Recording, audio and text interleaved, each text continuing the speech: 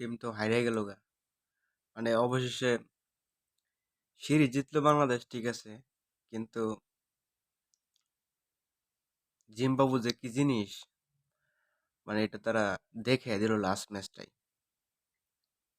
কারণ এমন ভাবে ম্যাচটা জিতলো, মানে বাংলাদেশটা মনে হয় যে কিছুই মনে করলো না, পানি আর ভাতের মতো খাইয়া ফেললো একদম। সিকান্দার রাজা আর ওপেনিং ব্যাটসম্যান দুইটা একদম ম্যাচ শেষ করে দিছে।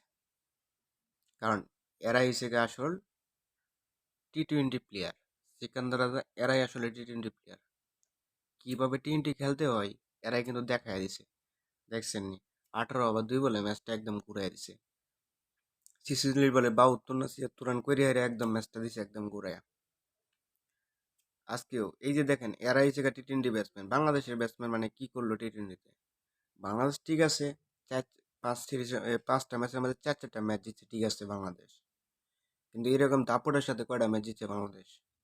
সবটি তো দুগু দুগু দুগু দুগু করে মরা মরে মরে মরে করে ম্যাচটা জিতলো আর কি। আজকেও ধরেন নাজমুল হোসেন শান্ত 128 স্ট্রাইক রেটে রান করলো কিছু। তারপরে মনে করেন যে মাহমুদুল্লাহ রিয়াদ ভাই গত ম্যাচের ড্রপ, আজকে ইন, আজকে একটা মনে করেন যে একটা দুর্দান্ত লেভেলে একটা মনে করেন 50 মারছে, এটাই। আর জাকের আলী লাস্টে দা 11 বলে 24 না কত রানটা করলো। এই জায়গায় রানের অবস্থা আজকে। ওপেনিং ব্যাটসম্যান একদম ফোক পথে পথে একদম কেউ রান পেল না। সৌম্য রান পেল না, জুনিয়র তামিমও রান পেল না। মানে কি একটা অবস্থা। মানে আমার যদি বাংলাদেশের আগে ব্যাট করলে বাংলাদেশের মেইন টার্গেটই থাকে যে 150 থেকে 160 রান করবো, এই রান করবো। ইত্যা রানে খাওয়া নাই কে, বর্তমান টি-20তে ইত্যা রানে খাওয়া নাই কে। এই সিরিজে যদি যারা ভালো করছে বা খারাপ করছে, যদি এইসব পারফরমেন্স যদি বিশ্বকাপে যদি হয়, তাহলে আর কোনো ম্যাচ জিততে হবে না বাংলাদেশের। তাহলে কোনো ম্যাচ জিততে হবে না বাংলাদেশের। কারণ এরকম পারফরমেন্স যদি আহামরি, মানে এরকম পারফরমেন্স যদি হয় আর কি। বিশেষ করে ব্যাটিং এর কথা বলতেছি, বোলিং এর ওভারঅল সবাই ভালো বল করছে। আজকে সাকিব আল হাসান খুব দুর্দান্ত লেভেলে বল করছে, 4 ওভারে বল করে 9 রান দিছে। মুস্তাফিজও 3 ওভার 8 রান দিছে, মানে লাস্টে ওভার করার জায়গা নাকি এর আগে জিতে গেছে গা।